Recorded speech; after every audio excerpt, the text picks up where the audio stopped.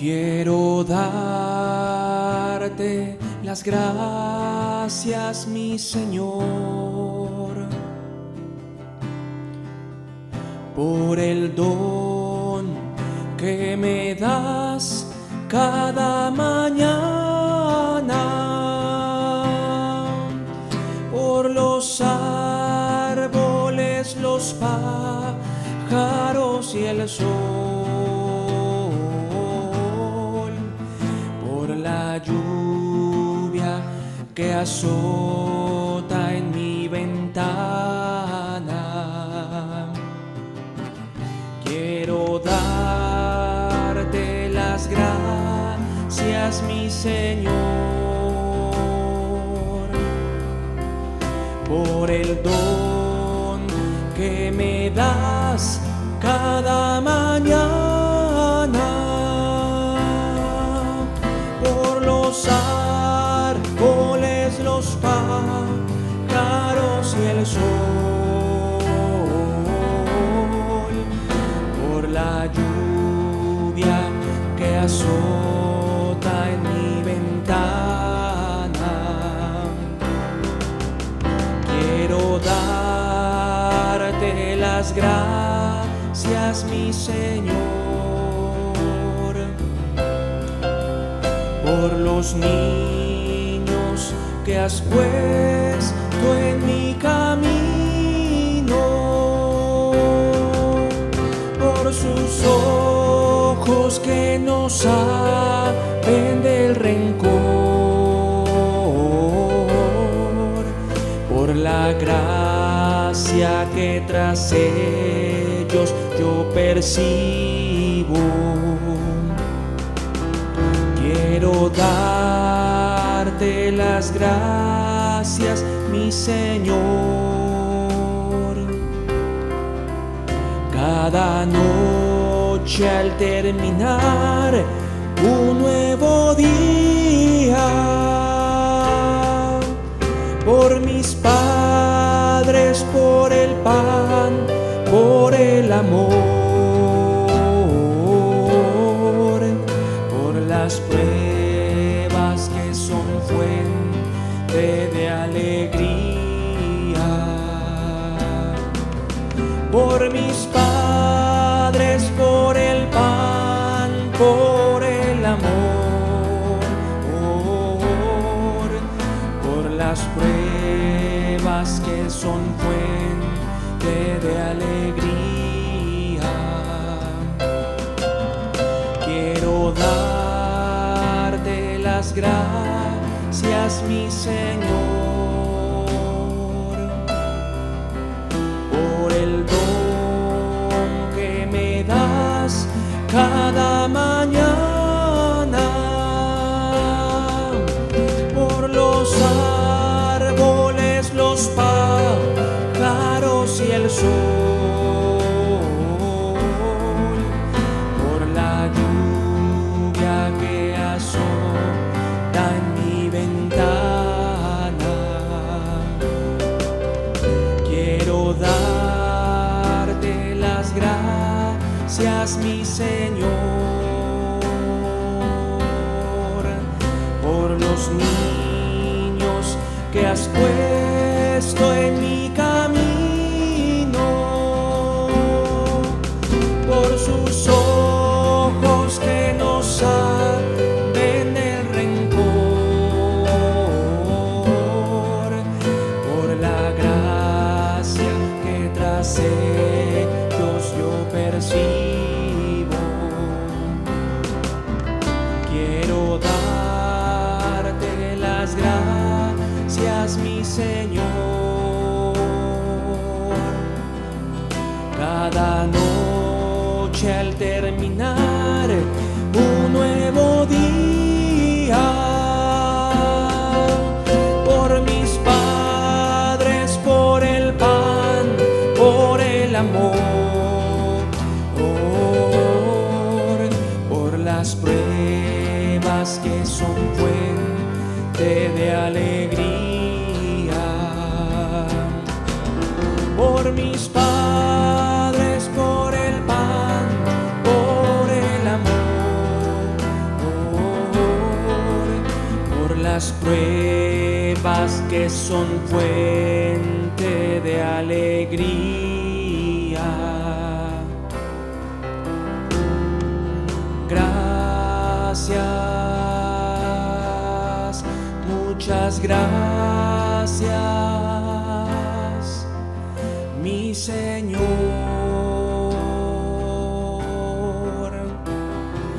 Gracias, muchas gracias, mi Señor.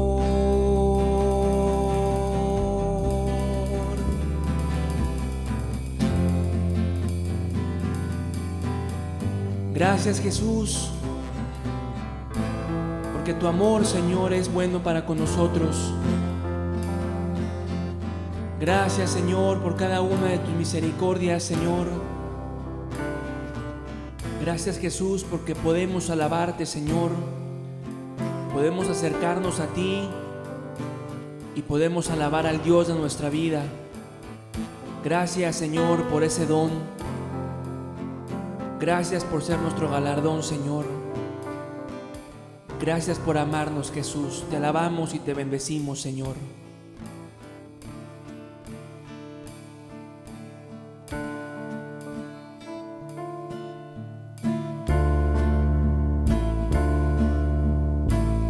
En la presencia de tu pueblo yo te alabaré, en la congregación te exaltaré.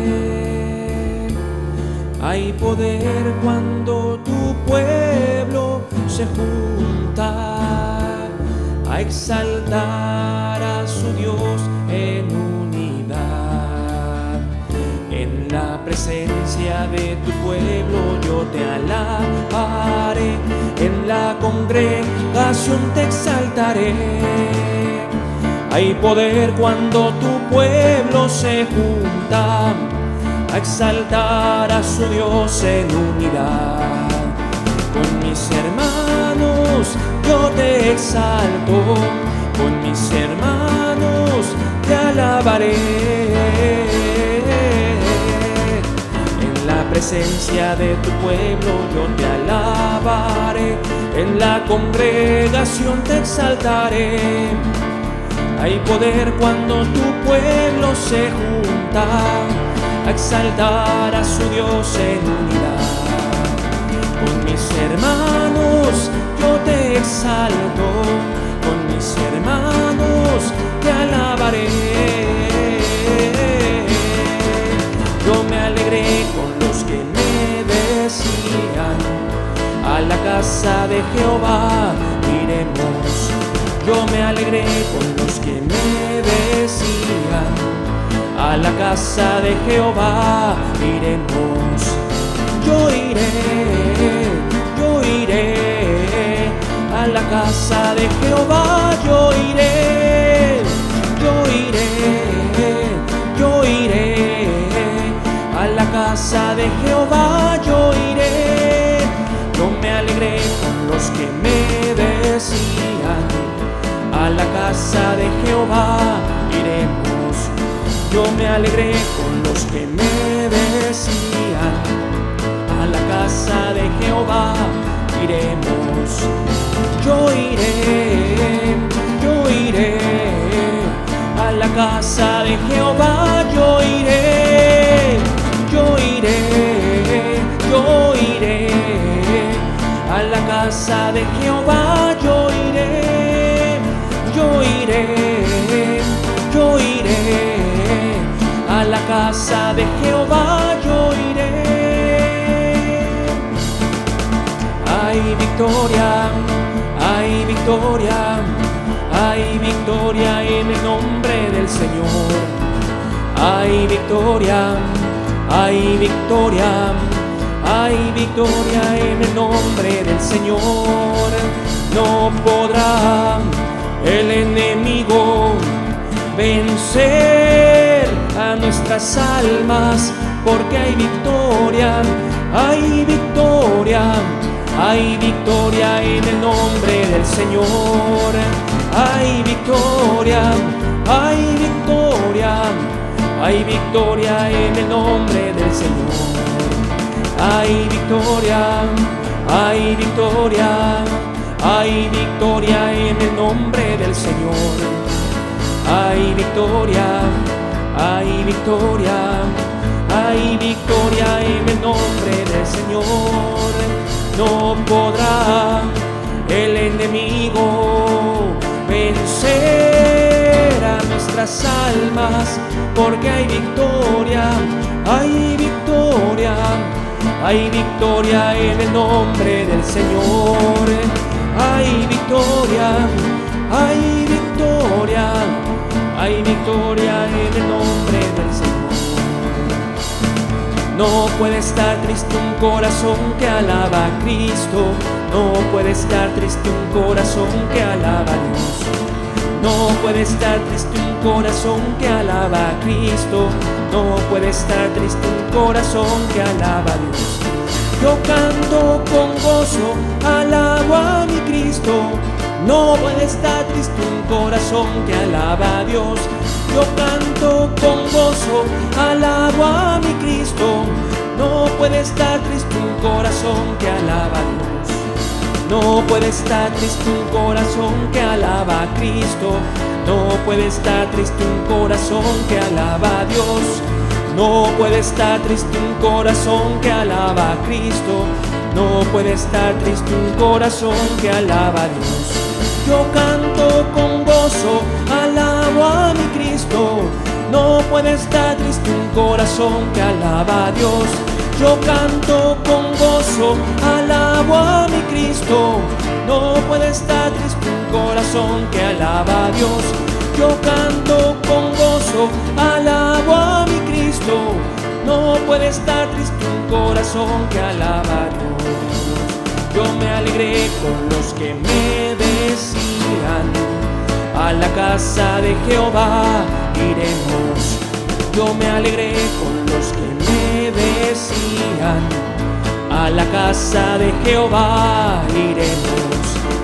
Yo iré, yo iré, a la casa de Jehová yo iré. Yo iré, yo iré, a la casa de Jehová yo iré. Yo iré, yo iré, a la casa de Jehová yo iré. Yo iré, yo iré, a la casa de Jehová yo iré.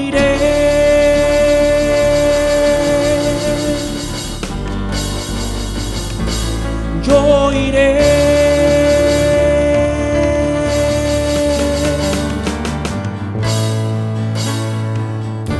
Bendito sea, Señor Jesús.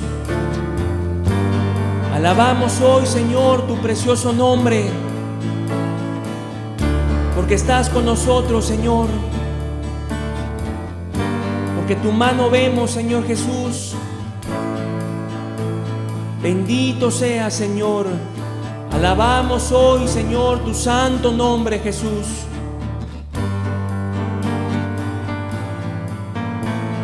Bendito y alabado sea, Señor.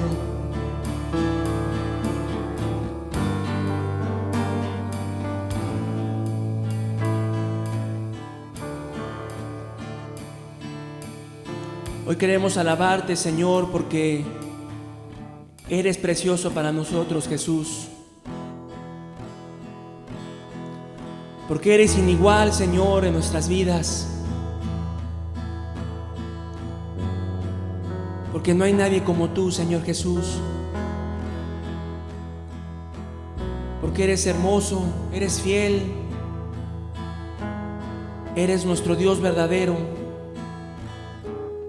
Bendito seas, Jesús.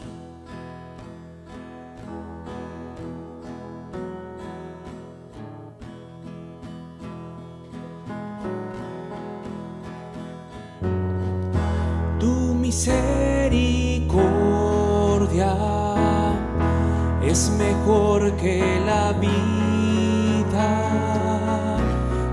misericordia es mejor que la vida. Mis labios te alabarán y así mi vida te bendecirá. Y en tu nombre mis manos alzaré. Tu misericordia es mejor que la vida. Tu misericordia es mejor que la vida. Mis labios te alabarán y así mi vida te bendecirá. Y en tu nombre mis manos alzaré. Alzaré mis manos en tu nombre, Señor. Alzaré mis manos en tu nombre, Señor. Mis labios te alabarán y así mi vida te bendecirá. Y en tu nombre mis manos alzaré. Alzaré mis manos en tu nombre, Señor. Alzaré mis manos en tu nombre, Señor. Mis labios te alabarán y así mi vida te bendecirá. Y en tu nombre mis manos alzaré. Tu misericordia es mejor que la vida. Tu misericordia es mejor que la vida. Mis labios te alabarán y así mi vida te bendecirá. Y en tu nombre mis manos alzaré. Alzaré mis manos en tu nombre, Señor. Alzaré mis manos en tu nombre, Señor. Mis labios te alabarán y así mi vida te bendecirá. Y en tu nombre mis manos yo alzaré. Alzaré mis manos en tu nombre, Señor. Alzaré mis manos en tu nombre, Señor. Mis labios te alabarán y así mi vida te bendecirá. Y en tu nombre mis manos yo alzaré. Y en tu nombre mis manos alzaré. Porque tú has sido, Señor, muy bueno con nosotros. Porque tu misericordia, Señor, no se ha agotado. Porque por tu misericordia, Señor, nos has sostenido. Nos mantienes, Señor, hasta el día de hoy en tu camino. Bendito seas, Jesús. Bendito seas, Señor.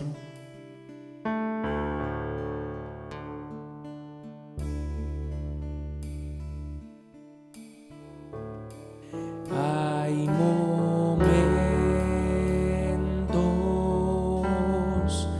que las palabras no alcanzan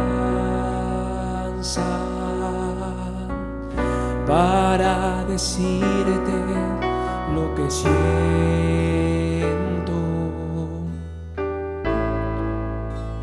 A ti, mi buen Jesús,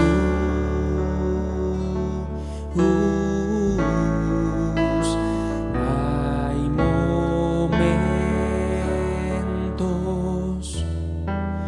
que las palabras no alcanzan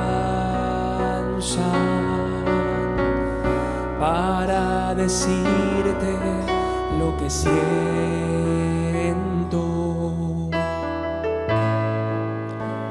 A ti, mi buen Jesús,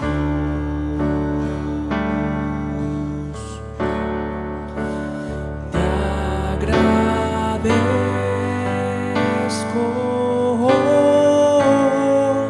por todo lo que has hecho,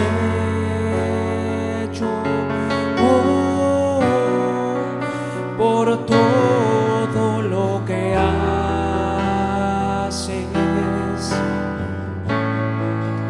y todo lo que harás. Te agradezco por todo lo que has hecho, por todo lo que haces y todo lo que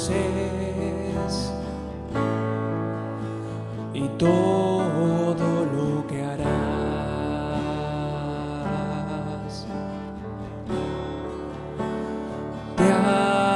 por todo lo que has hecho, por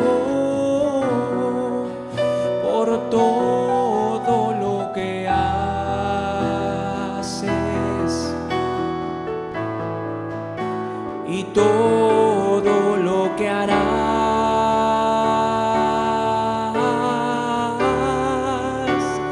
Te agradezco por todo lo que has hecho,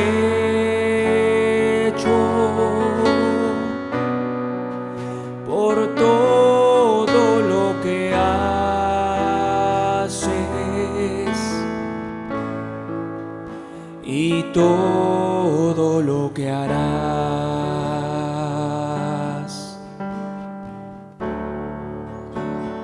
Te agradezco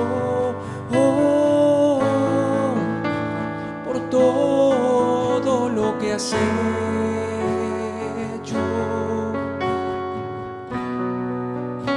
por todo lo que haces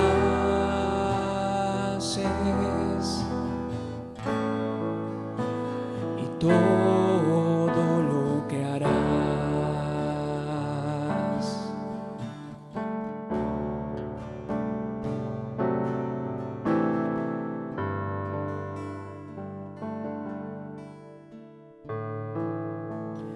Gracias, Cristo.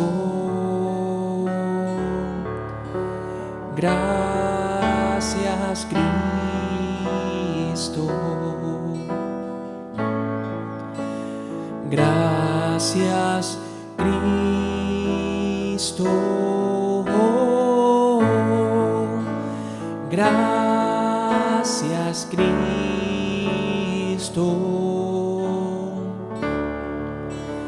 Levantemos nuestras manos en señal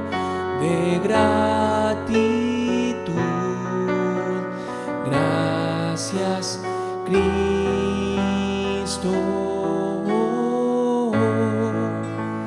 Gracias, Cristo.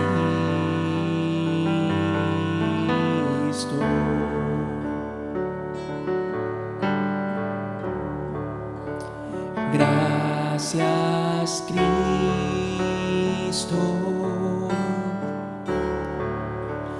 Gracias, Cristo.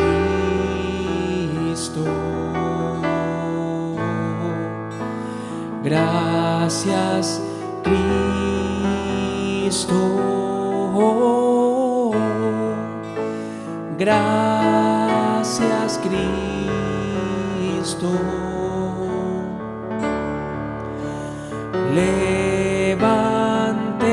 Levantemos nuestras manos en señal de gratitud. Gracias, Cristo. Gracias, Cristo.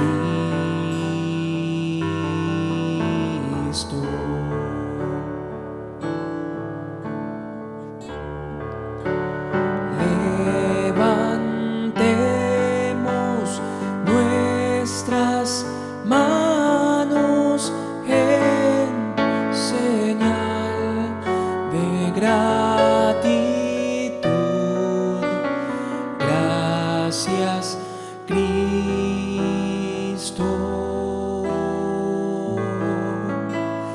Gracias, Cristo.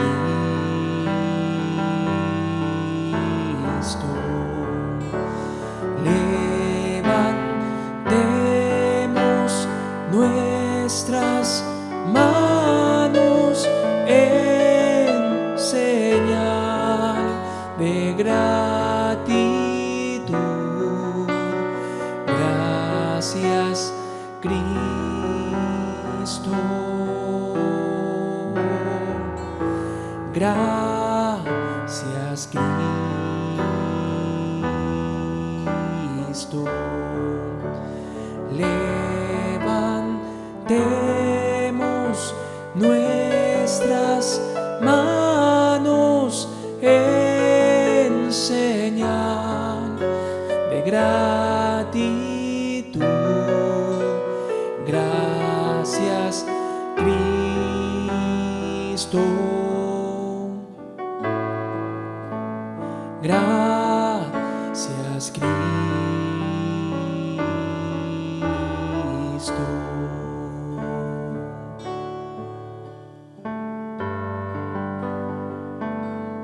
Gracias, Cristo.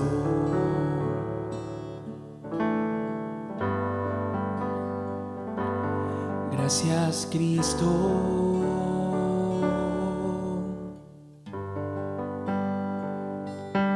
Gracias, Cristo.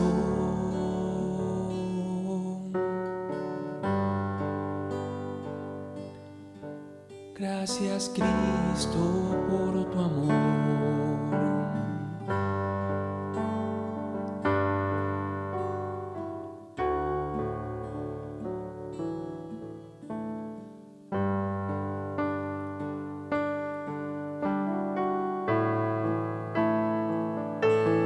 Gracias, Señor, por todo lo que has hecho con nosotros. Gracias, Señor, por cada situación, Señor, por la que hemos pasado y por la que hemos visto tu mano, Señor. Gracias, Jesús, por tu fidelidad. Gracias, Señor, porque no hay momento, Señor, en nuestra vida en el que tú no estés, Señor. Gracias por tus promesas, Señor. Gracias por el don de la salvación. Gracias, Señor, por ser nuestro Dios, Jesús, y por habernos traído hasta aquí. Gracias, Señor. Gracias, Jesús.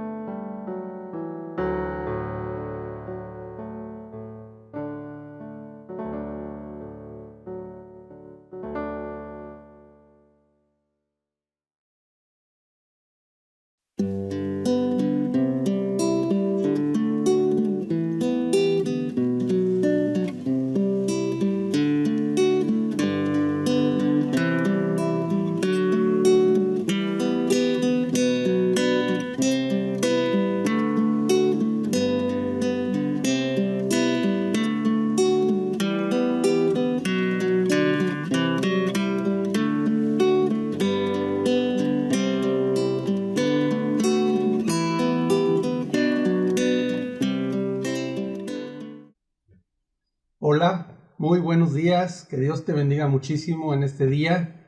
Qué gusto poder nuevamente compartir contigo la palabra en esta mañana y que pues Dios nos pueda bendecir a todos, que de alguna manera la palabra pueda llegar a nuestros corazones en el día de hoy.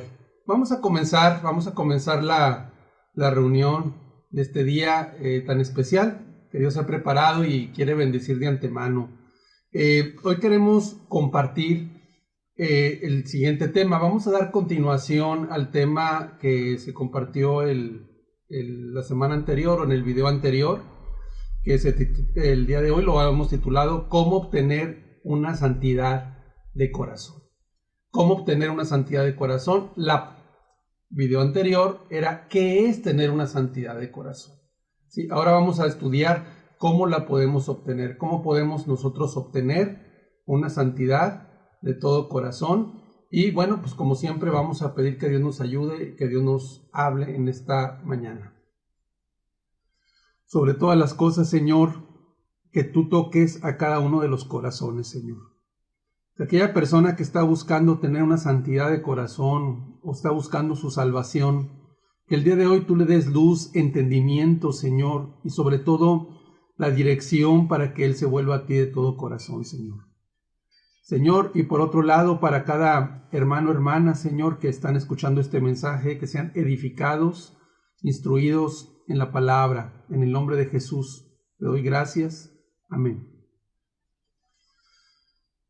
Existe una falsa idea, hemos visto falsas ideas acerca de la santidad, pero algo que muchas personas han tenido en su corazón, es decir, es que es algo inalcanzable. La santidad es algo que las personas no van a obtener. El vivir una vida recta, una vida piadosa, una vida conforme a la palabra, conforme al Espíritu, conforme lo marca, es imposible. Como queriendo hacer a Dios un Dios injusto que nos pide cosas injustas, cosas imposibles de hacer. Como si Dios te pidiera algo que no se va a poder hacer y de una forma injusta te está mandando que tú lo hagas. Entonces Dios no es injusto, Dios permite cosas perfectamente posibles, pero hoy vamos a entender que también Él nos da la gracia y la ayuda del Espíritu para poder caminar una vida de santidad. Pero sin embargo, aún en la época de Jesús, había la gente en lo popular, en la época de Jesús, la gente que vivía en aquel entonces, pues eran personas sencillas que inclusive vieron a Jesús caminar entre ellos. Pero había un grupo religioso que se denominaba los fariseos. Ese grupo religioso, vamos a ver ahorita, que se caracterizaba de ser personas que aparentaban la excelencia, que aparentaban personas extremadamente religiosas, muy bien portadas, personas que aún la gente de alrededor decían, estas personas son muy espirituales, ¿sí? Estas personas viven vidas muy rectas, aparentemente. Entonces vamos a ver lo que dijo Jesús, una declaración en la cual la gente se quedó impactada y casi se cae de espaldas. Dice Mateo 5:20. Vamos a ver Mateo 5:20. Dice, si vuestra justicia no fuere mayor que los escribas y fariseos, no entraréis en el reino de los cielos. Si vuestra justicia no fuere mayor que la de los escribas y fariseos, no entraréis en el reino de los cielos. Cuando la gente escuchó esto, se quedó impactada. Pasaron pensamientos a sus cabezas diciendo, es imposible. Nos está diciendo Jesús que nuestra forma de vida, nuestra rectitud, debe de ser mayor que la de los escribas y fariseos. Eso es imposible. Esas son personas muy entregadas, son personas muy dedicadas a la palabra. Entonces se cayeron de espaldas, se quedaron impactados al ver esta declaración de Jesucristo. Y es que no se estaba entendiendo cuál es la forma de vida de los escribas y fariseos. Y cuando dice, si vuestra justicia no fuere mayor que la de los escribas y fariseos, la palabra justicia significa rectitud moral, significa una vida santa, una vida recta, una vida piadosa. una vida obedeciendo la palabra de Dios de todo corazón. Pero vamos a ver qué es un fariseo y qué también era un escriba. Un fariseo no era cualquier clase de personas, era un grupo religioso, era un grupo, una secta, vamos a decirlo así, pero eran muy estrictos en cuanto a su forma religiosa de vivir, en cuanto a la palabra, ¿sí? Hacían votos públicos para vivir estrictamente de acuerdo a la ley. Era una clase reducida de personas, no eran la gran mayoría, pero sin embargo estas personas eran de muchísima influencia. Eran tenidos por justos, piadosos, eran bastante estrictos en cuanto a guardar los mandamientos, en cuanto a guardar la Biblia, en cuanto a obedecer a Dios. Eran tenidos por sublimes delante de los hombres. Como te digo, era una clase de personas que decían, oh, los fariseos son personas muy entregadas, son personas muy dedicadas a las cosas de Dios. Los escribas eran también los doctores teólogos.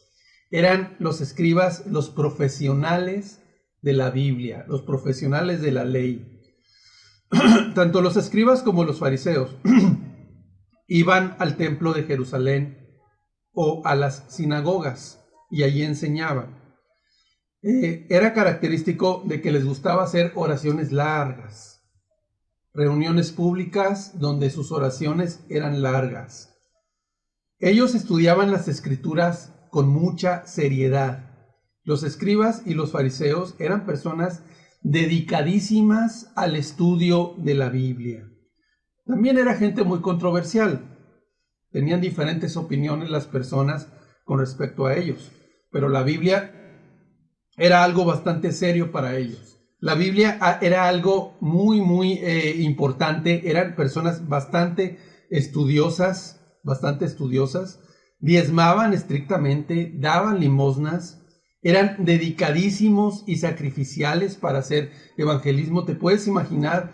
Ellos, con tal de hacer un prosélito o con tal de predicarle la palabra a una persona, no les importaba si caminaban largas distancias, no les importaba si atravesaban muchas penurias en el viaje, con tal de llegar a predicarle a una persona, solamente para hacer un proselito. Entonces eso era muy importante. El diezmo era algo muy radical en ellos, o sea, no se permitían que se les pasara un gramo de mostaza, un gramo de una especia. Ellos diezmaban el 10% de los productos o de las cosechas o etcétera. Entonces hasta el más mínimo gramo contaban, pesaban y lo llevaban al diezmo. Entonces eran bastante estrictos en cuanto a eso. Por otro lado, en cuanto a los pecados escandalosos, no los tenían. No llegaban a adulterar, no llegaban a emborracharse, no llegaban a cometer un pecado ahora sí muy visto para la sociedad. Eran personas que hablaban de Dios continuamente. Hablaban de Dios a todos y a cada uno de los que estaban a su alrededor. En cuanto al ayuno, eran también muy dedicados, muy disciplinados en cuanto al ayuno. Los escribas y los fariseos eran personas que 2 veces por semana, digamos,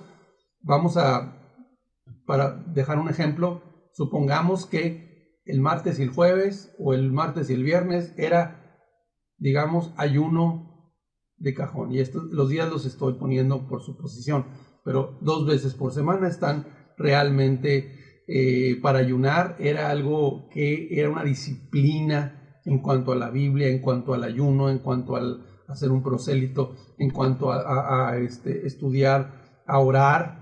En lo personal eran disciplinadísimos. La palabra que Jesús habló en cuanto a los escribas y fariseos era: no es suficiente, porque te digo que si tu forma de vida, tu justicia no fuere mayor que la de los escribas y fariseos, no entraréis al reino de los cielos. Pácatelas. Y cuando estudiamos el original griego, si vuestra justicia no fuere mayor, se puede interpretar o se puede traducir también: si vuestra justicia no sobreabunda más.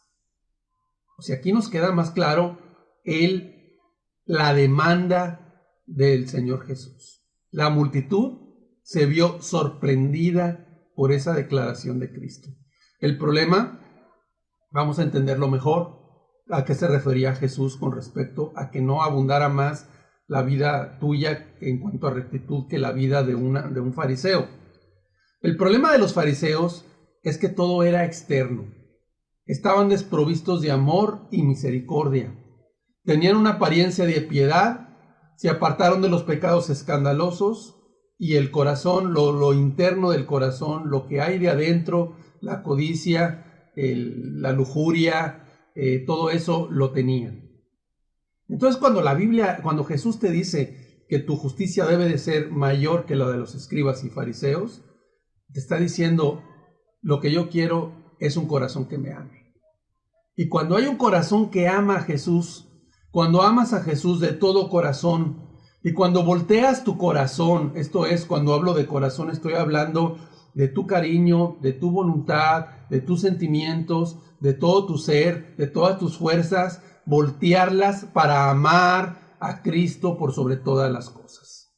Y cuando tú volteas tu corazón, y cuando amas a Jesús por sobre todas las cosas, y cuando tienes todo tu corazón para Él, entonces cuando nace natural el querer servir, el querer amar a Cristo, el querer amar a tu prójimo, solamente por agradecimiento de que Él murió por ti en la cruz, por el agradecimiento de lo que Él te ha dado y el perdón de sus pecados, entonces tu justicia como fruto natural va a ser mayor simplemente que los escribas y fariseos.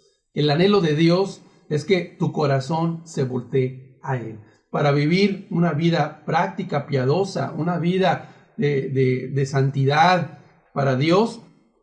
Sencillamente debes de voltear tu corazón a Dios. Debe ser un corazón volteado a las cosas de Dios. Un corazón volteado a las cosas de Dios. Vamos a ver Deuteronomio 5:29. ¿Cuál es el anhelo de Jesús? ¿Cuál es el anhelo de Dios para con tu vida? ¿Qué es lo que Dios quiere para con tu vida? Deuteronomio 5:29, por favor. ¿Quién diera que tuviesen tal corazón que me temiesen y guardasen todos los días todos mis mandamientos, para que a ellos y a sus hijos les fuese bien para siempre? ¿Quién diera que tuviesen tal corazón que me temiesen y guardasen todos los días todos mis mandamientos, para que a ellos y a sus hijos les fuese bien para siempre?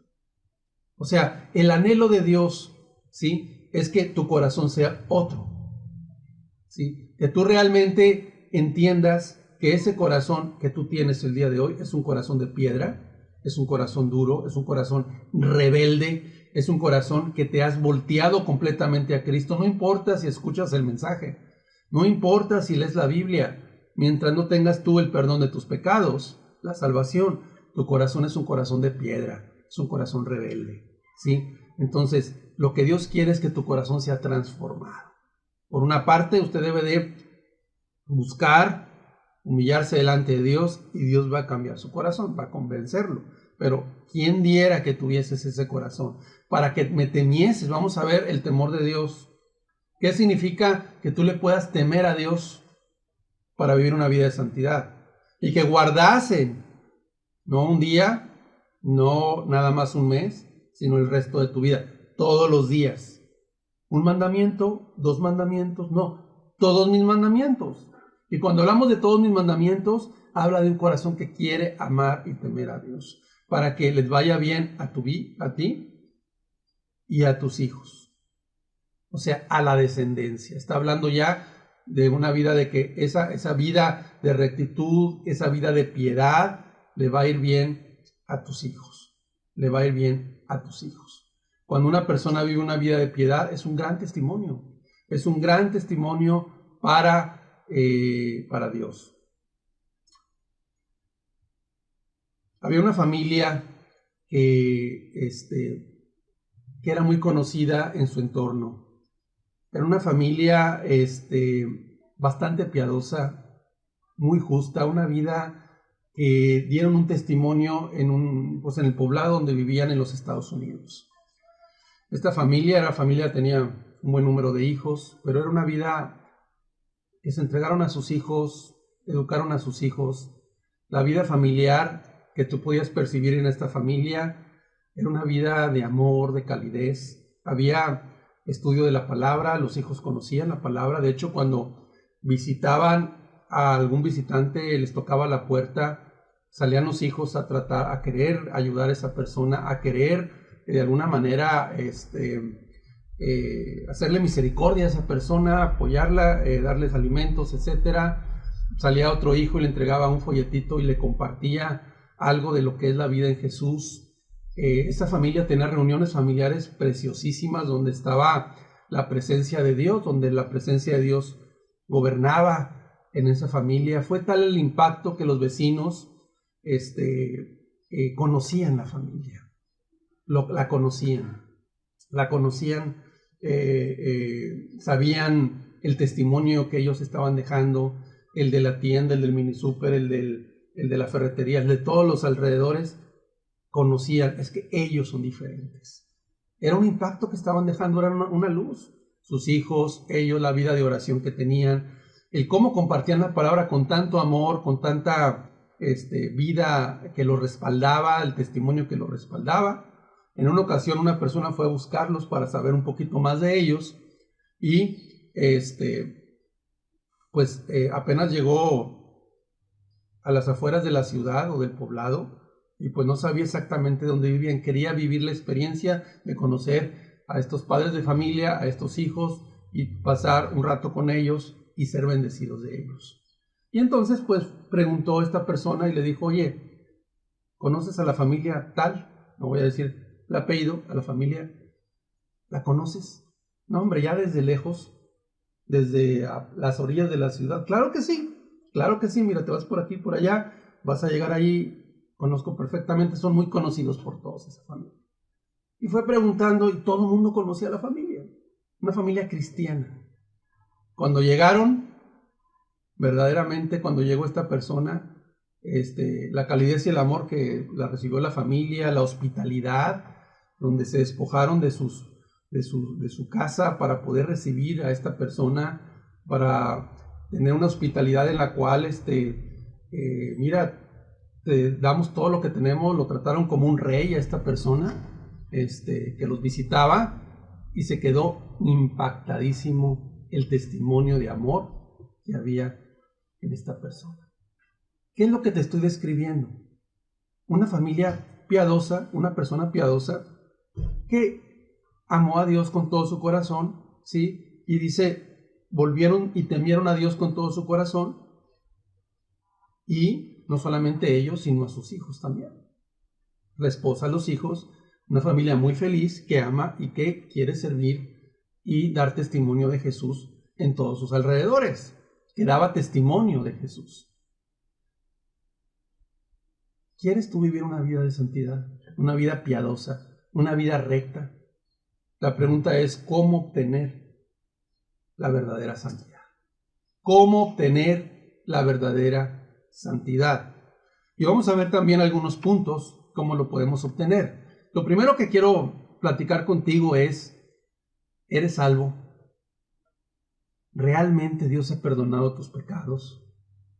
Porque tú no puedes vivir una vida en tus propias fuerzas, sin la ayuda del Espíritu Santo. Tú no puedes vivir una vida cristiana si el Espíritu Santo no te ha convencido de pecado. En otras palabras, si no ha habido un profundo arrepentimiento y la confianza de que Cristo, ha perdonado tus pecados, no puedes, es imposible caminar en santidad. Es imposible vivir una vida como la que te estoy platicando. ¿Sí? Entonces, si tú tienes dudas de tu salvación, si en la plática pasada te diste cuenta de que había engaños en tu vida y que, por lo tanto, no eres salvo, la Biblia marca que no eres salvo, que estás en un engaño, ¿sí? Entonces, lo que te puedo decir es que como punto número 1, tú necesitas convicción de pecado. No puedes vivir rectamente, no puedes caminar con Cristo en tus propias fuerzas. No has tenido convicción de pecado, el Espíritu no te ha redarguido profundamente de tus pecados, va a ser prácticamente imposible que tú quieras vivir una vida cristiana, una vida recta, si Dios no te ha perdonado. Entonces, número 1, la convicción del pecado. ¿Qué es la convicción del pecado? La convicción de pecado es una obra que hace Dios, que hace el Espíritu Santo en tu corazón. Cuando realmente estás dispuesto a buscarle, cuando realmente hay una necesidad, cuando quieres realmente cambiar, cuando estás buscando seriamente a Dios y quieres entender, buscar tu salvación con todo tu corazón, estás haciendo cosas, el Espíritu Santo ve en ti la disposición, viene el Espíritu Santo, estás tú entendiendo la palabra, pones atención a la palabra, quieres de todo corazón cambiar y el Espíritu Santo quebranta, redarguye y sobre todo te convence como un juez en el cual, o como un fiscal mejor dicho, en el cual el fiscal, el abogado contrario, está dándote pruebas que no se pueden refutar, irrefutables, de que eres un pecador. Pruebas irrefutables de que eres una persona que has pecado contra Dios. Pruebas de que cada una de las cosas que has hecho ha sido en contra de Dios y que eres el peor de los pecadores. Entonces, lo primero que se necesita es una convicción de pecado. Juan 16, versículo 8 nos dice que cuando Él venga, convencerá al mundo de pecado, de justicia y de juicio.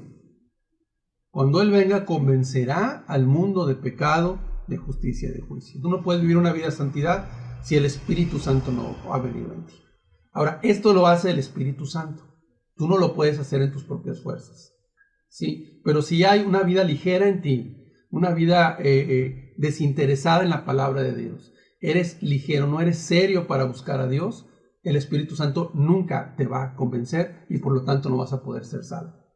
Tiene que haber seriedad, tiene que haber una responsabilidad también de parte de la persona de buscar seriamente a Dios. Hechos 2:37, las personas estaban buscando seriamente, estaban ahí delante de la fiesta del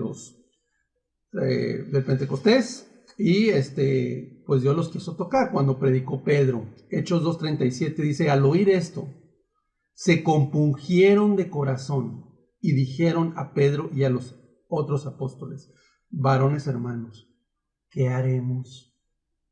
Cuando habla de que se compungieron es como cuando una espada traspasa tu corazón. Por haberte entendido, por haber entendido el Evangelio, por haber entendido cómo te ve Dios en cuanto al pecado y haberte convencido, Dios te convence. No cabe duda de que no hay ninguna cosa buena en ti y el Espíritu Santo te lo hace entender en tu corazón. No te lo hace entender ningún ser humano. Yo no puedo convencerte de pecado. Nadie puede convencerte de pecado. Solamente cuando tú dispongas tu corazón a que el Espíritu venga sobre tu vida, cuando hay un corazón realmente necesitado de buscar y de cambiar. Entonces, mi consejo es, realmente es importantísimo que usted deje toda ligereza, que tenga una seriedad para buscar a Dios, que realmente haga las cosas con mucha responsabilidad de buscar a Dios, escuchar los mensajes, ponerse a orar, ponerse a estudiar la Biblia de cómo puede usted ser salvo. Realmente, cuando usted sea sincera con Dios y le dice, Señor, quiero que me convenzas, el Espíritu Santo te va a convencer. Él no va a dudar en venir a tu vida y quebrantar tu corazón. Cuando quebranta tu corazón el Espíritu Santo, podrás tú entonces experimentar un verdadero arrepentimiento. Tu corazón de piedra se transforma en un corazón de carne a través de la justificación de creer y confiar en Cristo como tu único y suficiente Salvador personal. En Hechos 2:37 se compungieron de corazón y luego fueron salvos. Entonces es primer paso muy importante. Debes, por sobre todo, tener convicción de pecado. Número 2, después de que tú tienes esta convicción de pecado, para poder vivir una vida piadosa, y a partir de que ya eres cristiano y caminas con Dios, tú necesitas una profunda necesidad de vivir una vida recta. O sea, tener una necesidad en ti, que quieras realmente un hambre y sed. Mateo 5:6 dice, bienaventurados los que tienen hambre y sed de justicia. Bienaventurados los que tienen hambre y sed de justicia, porque ellos serán saciados. Entonces, las personas que tienen hambre y sed, estamos hablando de hambre. Usted ha pasado más de un día sin comer, ayunando un día, 2 días, 3 días. A veces que el hambre se vuelve muy dolorosa, una necesidad bastante fuerte. Ya quieres comer, estás imaginando comer, estás deseando con todo tu corazón comer. Y no se diga la sed. Estás en un desierto, estás en un lugar desértico donde pasan más de un día, varios días sin tomar agua. Es desesperante, desesperante. La Biblia dice que debes de esforzarte para entrar por la puerta angosta. Necesitas tener hambre y sed de Dios, de vivir una vida recta. ¿Y qué va a hacer? Dios te va a saciar. Dios te va a saciar. Querido hermano, necesitamos tener una necesidad en tu corazón de estar en la presencia de Dios. ¿Por qué? Porque si no hay un anhelo profundo, ardiente de estar con Dios, no podemos vivir una vida piadosa. Es imposible vivir una vida piadosa si no está esa necesidad de estar con Dios. Como cristianos tenemos necesidad de tener comunión con Dios, pero tú debes de pedirle a Dios que esa necesidad sea aumentada cada vez más. Si tu necesidad es poca, es que quiere decir que hay muy poco ese amor por Dios, necesita ser aumentado. Si tu necesidad es muy poca, quiere decir que realmente necesitas aumentarla de todo corazón, porque eso no va a ser suficiente para mantenerte en el camino cristiano.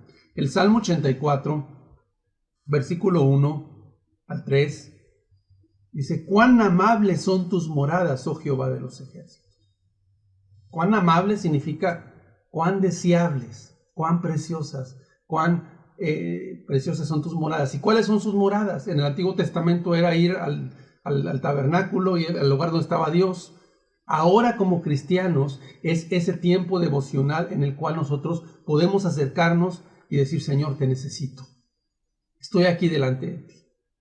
Anhela mi alma, dice versículo 2, y aún ardientemente desea los atrios de Jehová.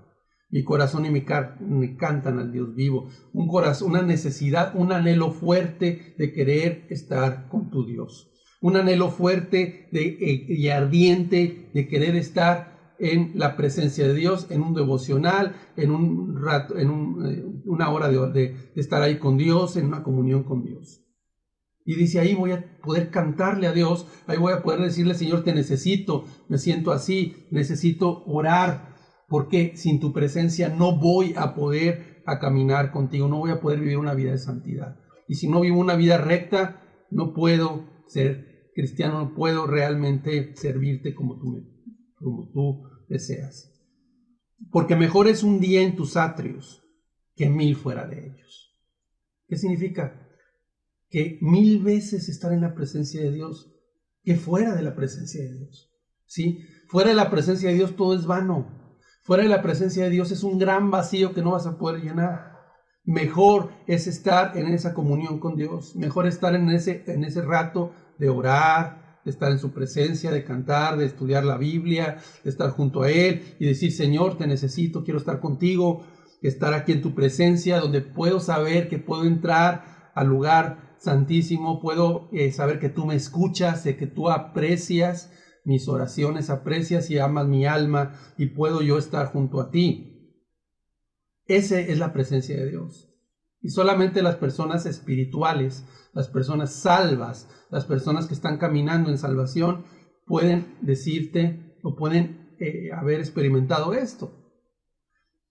A lo mejor como una persona que nunca lo has experimentado no tienes idea de lo que es. Escogería antes estar a la puerta de la casa de mi Dios que habitar en las moradas de maldad.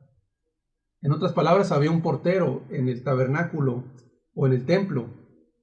Una persona que estaba parado en mucha dificultad, estar ahí tal vez como portero, como una persona que está pues muchas horas ahí sufriendo, parado en un trabajo bastante difícil, en el sol tal vez, escogería mejor ese trabajo porque estoy cerca de la casa de mi Dios, que habitar en el pecado, que habitar en las moradas de maldad.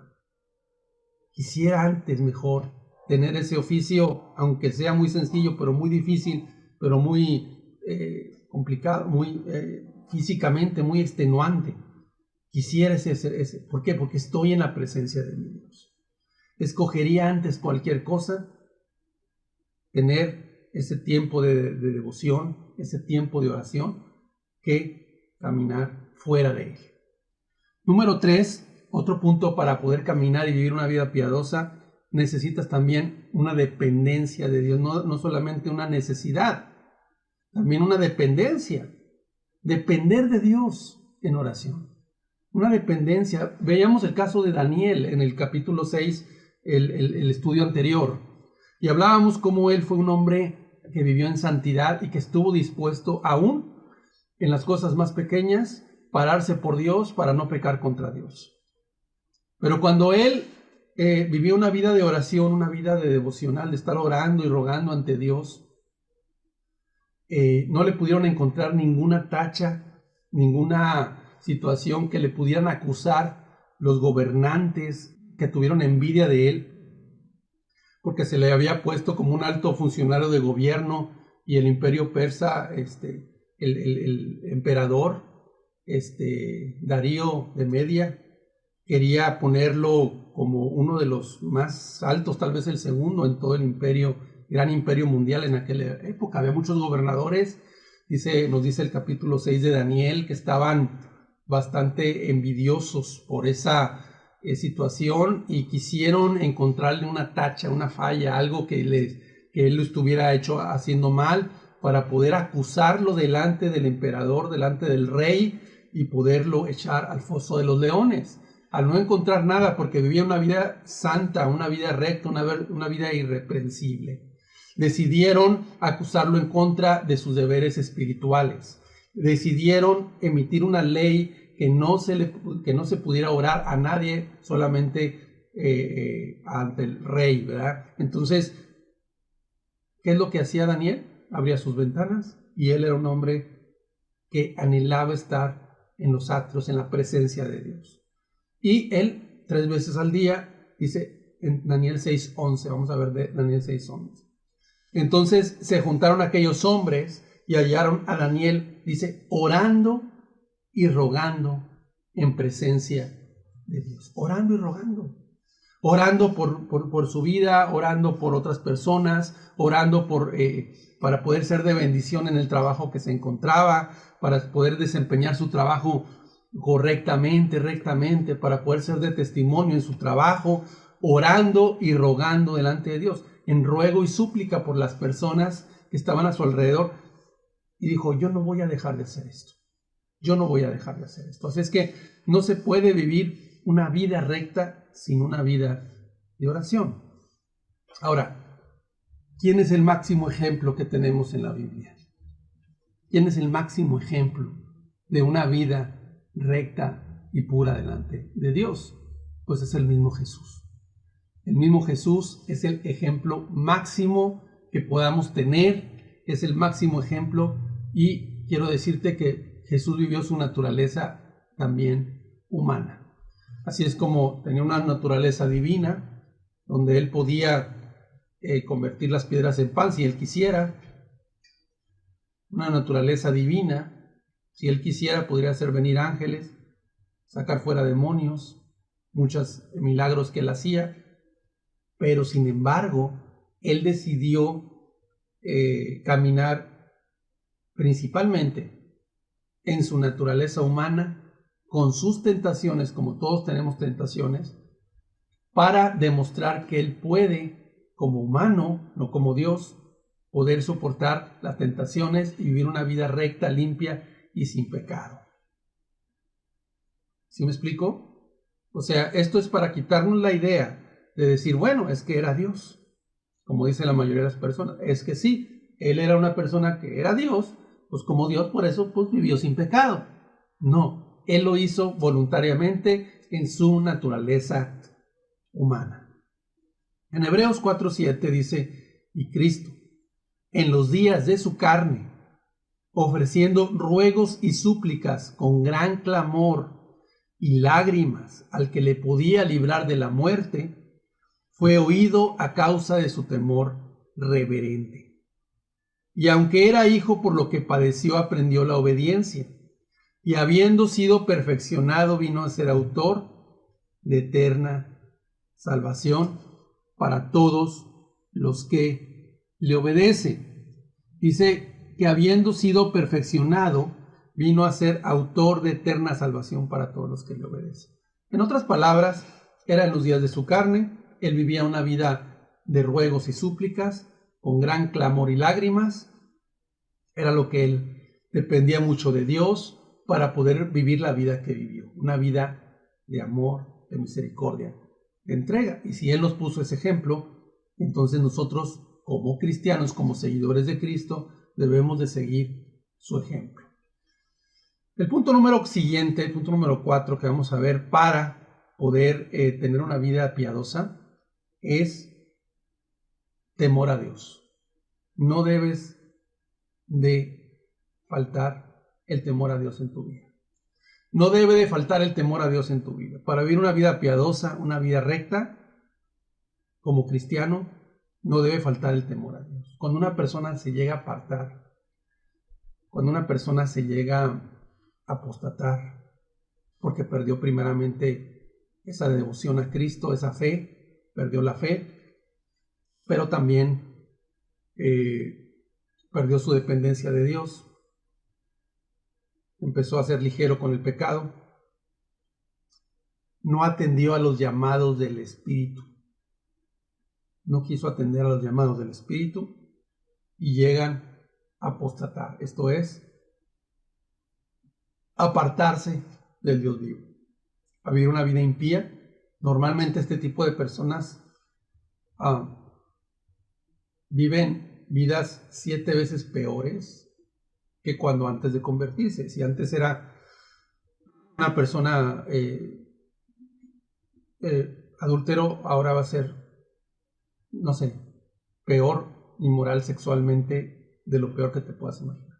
Y normalmente viven vidas realmente mucho peor que antes. Hay un caso, por ejemplo, un joven, una persona que era bastante ejemplo como cristiano hace muchos años, que era líder, era una persona que discipulaba a otros, era una persona que su testimonio era digno de imitar. Muchos lo seguían, lo tenían como referente, como una persona piadosa y recta que dependía mucho de Dios. Exhortaba, animaba a otros. Realmente se veía una persona verdaderamente cristiana. Había luz en el entendimiento, había realmente una vida irreprensible en él. Sin embargo, tiempo después se descuidó y se llegó a apartar de Cristo. Y después se le encontró diciendo en un canal de YouTube, de internet, una entrevista que tuvo, que lamentaba el tiempo que vivió como cristiano, donde se le impedía hacer muchas cosas, donde él lamentaba ese tiempo, no reconociendo la obra que Dios hizo en él, diciendo que fue tiempo perdido y que ahora que estaba mucho peor en sus pecados y en una vanagloria, en una vanidad, como fisiculturista, vanagloriándose de su cuerpo, con drogas y con muchas otras cosas y muchos otros pecados, decía, fue tiempo perdido ese. Fíjate qué tanto puede caer una persona. Da temor el hecho de que una persona se aparte de Dios. Entonces, como caminamos con Cristo, debemos nosotros de tener temor de Dios, porque Dios no hace excepción de personas. El mismo apóstol Pablo decía que él habiendo sido heraldo para muchos, podía él ser eliminado. y es el que escribió el Nuevo Testamento y que era una persona que abrió muchas iglesias y que pues era el apóstol Pablo. Y dice, Dios no va a hacer acepciones conmigo, puedo ser eliminado. Hebreos 12:28 dice, así que recibiendo nosotros un reino inconmovible, tengamos gratitud. Y mediante ella sirvamos a Dios agradándole con temor y reverencia. O sea, debes de agradarle a Dios con temor y reverencia. Que no falte el temor de Dios en tu vida. Que no falte el temor de Dios en tu vida, porque el temor de Dios es el que nos va a sostener. El temor de Dios es aquel que nos va a impedir que pequemos, como José cuando estaba queriendo ser seducido por aquella mala mujer. ¿Qué fue? Tuvo temor de Dios. ¿Cómo pecaría yo contra Dios? Y salió corriendo, ¿verdad? Para no pecar contra Dios. ¿Qué necesitamos? Temor de Dios. Señor, ¿cómo te voy a ofender, Señor? ¿Cómo pecaría contra ti? Aún en las cosas pequeñas, en las cosas que podrías tener dudas si es pecado, tener temor de Dios. El punto final, punto siguiente, el punto número 5, no debe faltar la fe. La fe, una confianza en Jesús para vivir una vida piadosa. ¿Qué es la fe? La fe es una confianza en aquel que te ha salvado, o una confianza en la persona de Cristo, que sabes que Él te va a sostener, sabes que Él te va a guiar. Dice Primera de Pedro 1:5, que sois guardados por el poder de Dios mediante la fe, para alcanzar la salvación que está preparada para ser manifestada en el día postrero. En otras palabras, se necesita la fe, y por medio de una confianza en Cristo vas a ser guardado. Dios te va a dar la gracia para el momento de la tentación. Como decíamos, viene la tentación y viene la prueba, Dios te va a dar la gracia. Algunos han de estar pasando situaciones difíciles, con tanta enfermedad que hay ahorita. Algunos están pasando tribulación, aflicciones, pruebas tal vez difíciles de soportar, pero una cosa no debe faltar en ti por ningún motivo: tu confianza en tu Señor, en que Él está ahí en el horno de fuego. En el libro de Daniel nos habla de los 3 jóvenes que fueron echados a un horno de fuego, pero había alguien más ahí. Había una persona más que estaba ahí, que era como hijo de los dioses, decía Nabucodonosor. En medio del fuego que se estaban quemando esos 3 jóvenes, había una persona más, y esa persona era Jesús en medio de la prueba. Y ahí, en medio de la tribulación, en medio de la prueba, en medio de la angustia, en medio de la dificultad, tú debes entender que Jesucristo está en ese momento allí, en el horno, siendo perfeccionándote, moldeándote, purificándote, para que cuando salgas del horno seas una persona diferente, una persona crecida espiritualmente, una persona que confías más en Dios y que puedas decir, así como me libró de aquella, me va a librar de esta. Difícilmente vas a poder salir si no estás confiando en Cristo. Vas a ser guardado si confías en Dios. Serás guardado hasta el final de tus días si confías en Cristo. Si confías en que la guianza y Él te va a dar la dirección de qué hacer en cada momento. Muchas veces no tienes a un consejero en cada momento de tu vida que le puedas preguntar, pastor, hermano, ¿qué puedo hacer en este momento y en este otro momento? Pero tenemos un consejero, tenemos un consolador permanente, que es el Espíritu Santo, que nos ayuda a dar la palabra, nos recuerda la palabra y nos da el consejo y nos da realmente la dirección espiritual que necesitamos. Es Cristo, es el Espíritu Santo. Si tú estás pasando una prueba bastante difícil, si tú estás pasando enfermedad, si estás pasando ahorita ya te contagiaste y estás en una enfermedad de coronavirus y estás en algún hospital, en tu casa, con dificultad para respirar, no sé. Tú debes de aprender a confiar en Dios. Aprendamos a confiar en Dios. Que en ese horno está ahí contigo Él.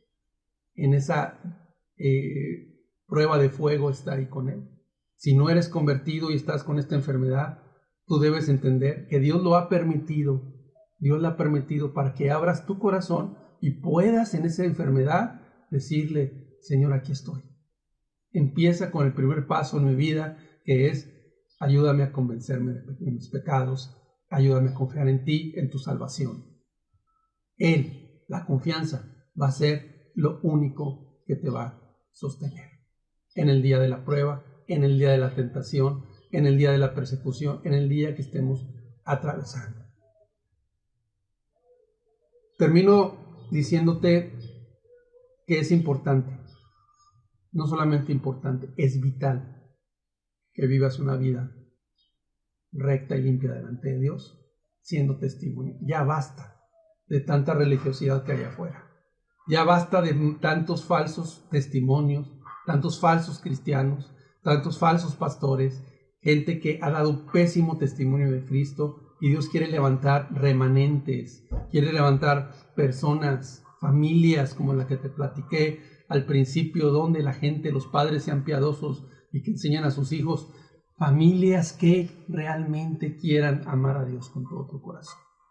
Si usted no ha tenido convicción de pecado, es tiempo de pedírsela a Dios, porque usted no es salvo si nunca ha tenido un quebranto, un convencimiento de que es el peor y más vil de los pecadores. Si el Espíritu Santo no lo ha convencido y no está realmente convencido de que merece el infierno y de que crucificó a Cristo y de que necesita salvación, si no está verdaderamente convencido de esto, entonces, ¿qué va a suceder? Usted no va a poder ser salvo. Necesita que Dios lo convenza de sus pecados. Necesita que Dios lo convenza de sus pecados. ¿Sí? ¿Qué más?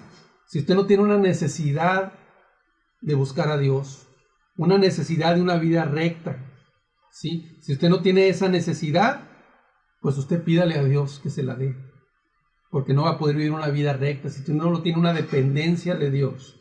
Si no dependes para todo, para las cosas que están, para cada decisión, para cada situación, no podemos vivir una vida piadosa. Si no hay temor de Dios, si andas de ligero ahí con tu vida, ¿sí? Con una conciencia muy ligera en todas las cosas de tu vida, no tienes temor en las cosas que puedes pecar contra Dios, te puedes perder, porque no estás agradando a Dios con temor y reverencia.